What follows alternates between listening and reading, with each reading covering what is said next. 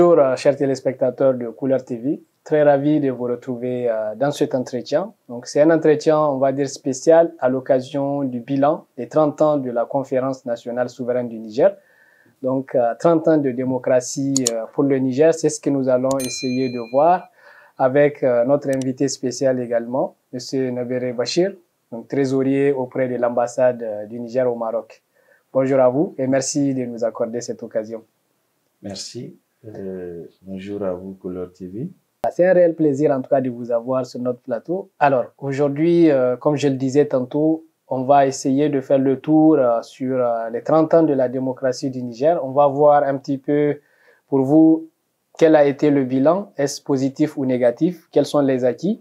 Donc c'est ce qu'on va essayer de décortiquer un petit peu. Alors, la première question que je vous pose, c'est par rapport à la démocratisation. Donc, on sait que ce qui a même abouti à cette conférence nationale, c'est justement les revendications, on va dire, auprès des syndicats, de presque toutes les sphères politiques du Niger, pour qu'il y ait des réformes, voire changer de modèle ou classe politique complètement. Donc, est-ce que ces revendications-là, en fait, est-ce que cette démocratisation a abouti? Merci encore une fois de plus pour l'occasion et l'opportunité que vous me donnez de parler sur votre plateau et surtout de parler de notre pays, de la démocratie qui est aujourd'hui si chère pour toutes les nations. Il est difficile de faire un bilan complet aujourd'hui du processus de démocratisation de notre système. Vous l'avez si bien rappelé. Et les revendications sociales ont amené ou ont poussé effectivement le Niger à organiser la conférence nationale qui a entériné effectivement le processus démocratique au Niger. Il y a eu effectivement à l'orée de cette conférence des retombées qui sont aujourd'hui perceptibles et qui ont conduit aujourd'hui effectivement à ce que nous vivons aujourd'hui. Entre autres, il y a la libéralisation effectivement des secteurs sociaux.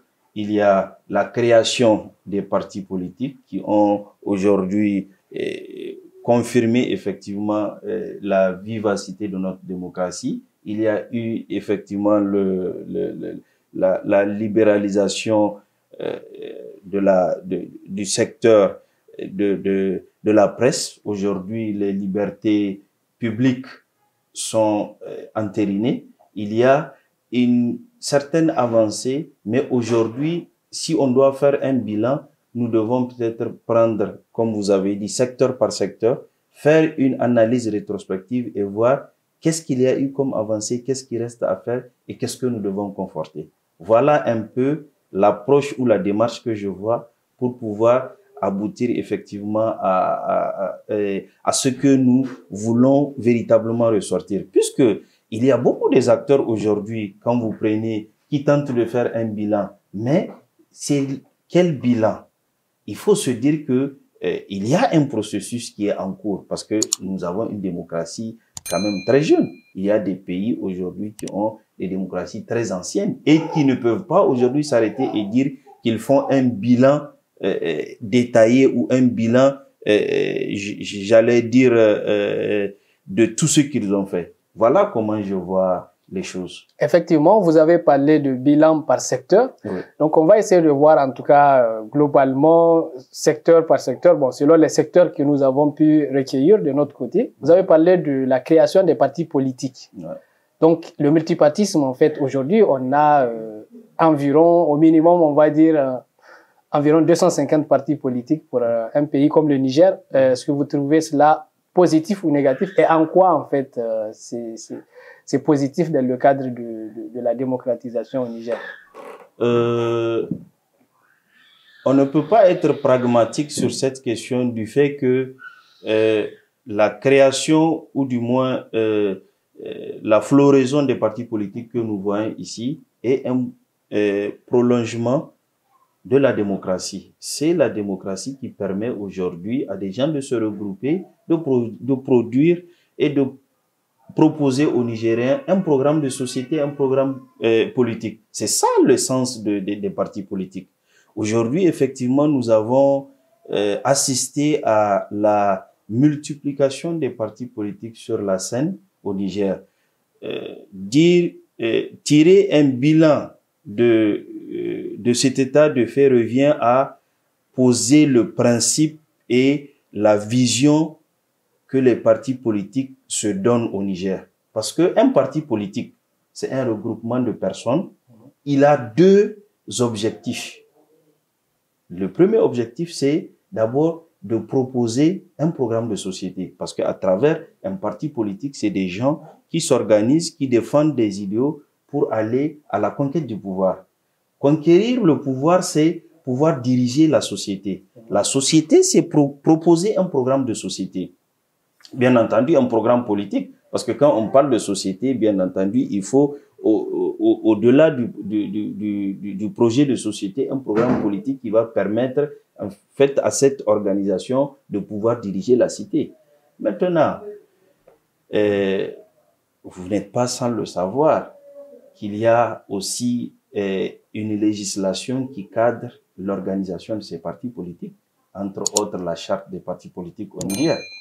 Donc, moi, je suis un fonctionnaire, je suis appelé aujourd'hui à parler au sens où je perçois la chose.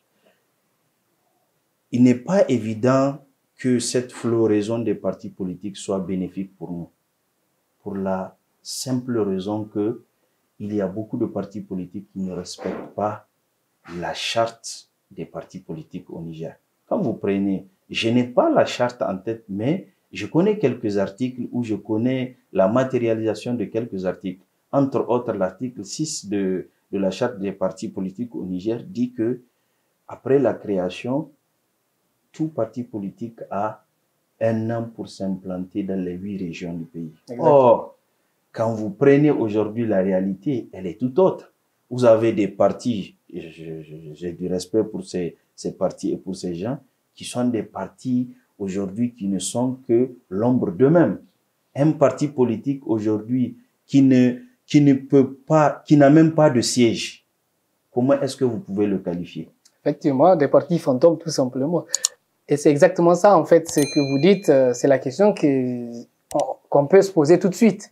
C'est qu'il y a tellement de partis que nombreux parmi eux, en fait, n'arrivent pas, conformément à la charte, à tenir des assises comme il se doit, à jouer effectivement leur rôle. Et nombreux parmi eux n'ont même pas ce projet de société, comme vous l'avez dit.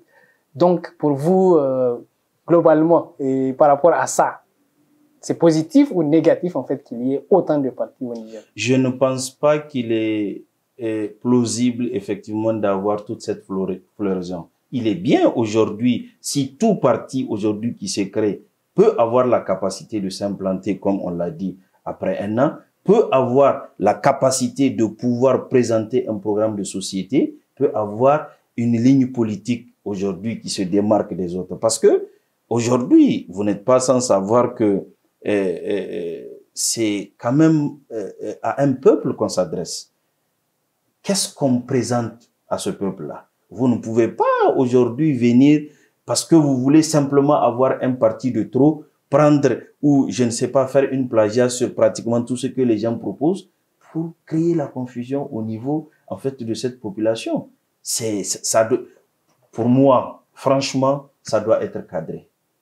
Alors, justement, pour en finir avec cette question de parti politique, qui doit s'occuper, en fait, de cadrer ça?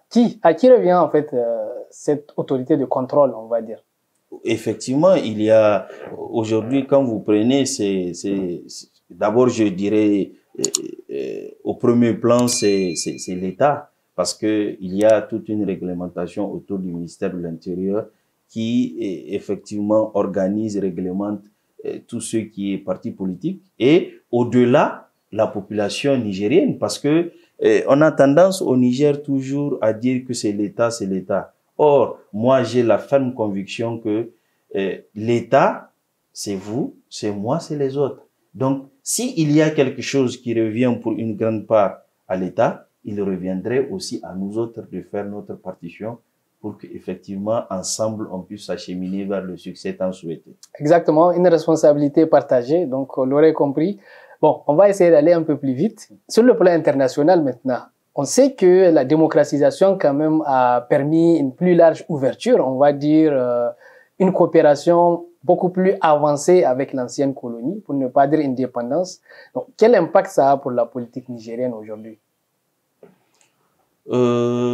C'est vrai, aujourd'hui, on a une grande dépendance du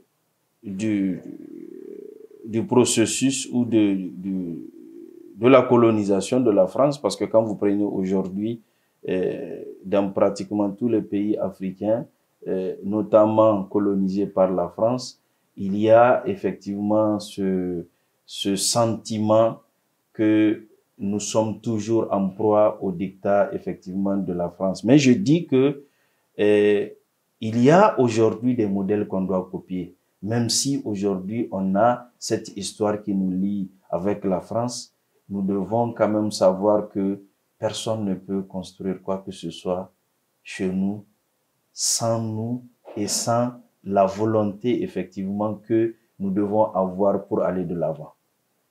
Effectivement, donc c'est ça en fait ce qui est intéressant dans ce que vous dites, c'est que c'est pas le partenariat en lui-même qui est mauvais en fait, mais c'est plutôt les hommes qui sont qu'on met en avant et puis la manière dont on négocie, on va dire, ce partenariat-là avec la France.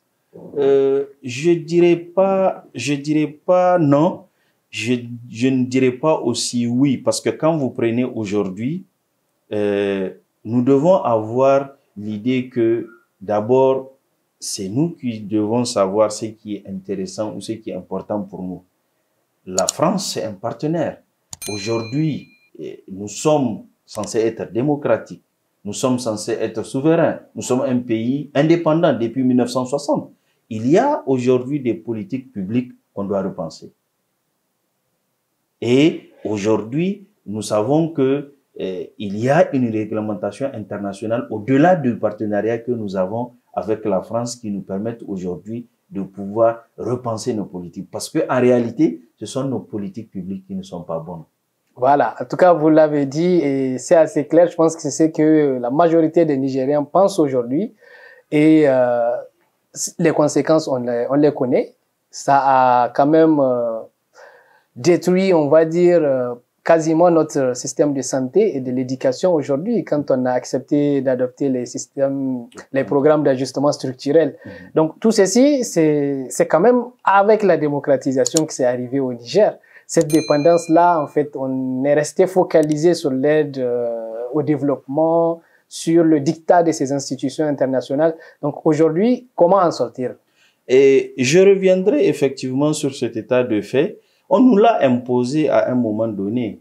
Quand vous prenez après l'indépendance dans les années 1960, le Niger était pratiquement un pays qui était sur le rang, qui était en fait en voie de l'émergence parce qu'on avait le boom de l'uranium. Donc, après effectivement la chute du prix de l'uranium, le Niger était confronté à une précarité inouïe. Quand vous prenez autant, même la fiscalisation, même la pression fiscale n'existait pas au Niger. Les gens, l'État avait en fait des ressources qui lui permettaient effectivement de conduire ou du moins de pouvoir satisfaire ses charges régaliennes. Mais avec la chute du prix de l'uranium, l'État se retrouvait dans une situation de précarité. Et c'est en ce moment, effectivement, que nous avons commencé même à pouvoir nous retourner contre les redevables pour que, effectivement, les gens viennent payer l'impôt. Avant, c'est spontanément que les gens venaient payer l'impôt. Mais cette situation avait conduit, effectivement, à l'État de se tourner vers d'autres orientations. Effectivement, les programmes d'ajustement structurel, c'est un peu dans le cadre de la sous-région. Et nous, aujourd'hui, nous ne sommes pas obligés de vouloir aller aveuglement vers ces programmes d'ajustement. On a vu effectivement ce que ça a conduit, la privatisation des sociétés publiques. Aujourd'hui, la contractualisation de l'enseignement. Qu'est-ce qui est aujourd'hui le phénomène qui nous accule le plus? C'est cette dynamique. Aujourd'hui, on sait et on a connu comment est-ce que on a organisé cette contractualisation, comment est-ce que les entreprises publiques ont été vandalisées. Aujourd'hui, le résultat, il est perceptible. Donc, nos politiques publiques ne sont pas bonnes. Pour moi, c'est mon avis personnel, on doit pouvoir aller de l'avant. Il y a aujourd'hui des références, il y a des pays qui se sont arrêtés et qui ont dit non, qui ont dit que voilà, il est important que nous nous battions pour que nous créions un avenir meilleur pour nous, pour nos générations futures. Moi, j'ai envie de prendre l'exemple du Rwanda. C'est quand même aujourd'hui une référence. Le Rwanda, c'est un pays qui a fait la guerre, c'est un pays qui a eu un génocide, c'est un pays qui a fait une longue traversée du désert. Mais aujourd'hui, on a envie de citer le Rwanda dans des pays émergents. Effectivement, le Rwanda, c'est une référence. Je pense aussi au Ghana, en fait, avec le président Addo qui a dit non au FMI qu'on n'a plus besoin de votre financement. En fait, on va bâtir notre économie sur nos propres ressources. Donc, nous allons revenir dans une deuxième partie, cette fois-ci sur des questions nationales, puisqu'on vient de terminer avec l'international. Donc, on va aller sur des questions qui sont une question un peu fâcheuse, mais bon, je suis sûr qu'on va pouvoir trouver des éléments de réponse. Voilà, tout de suite.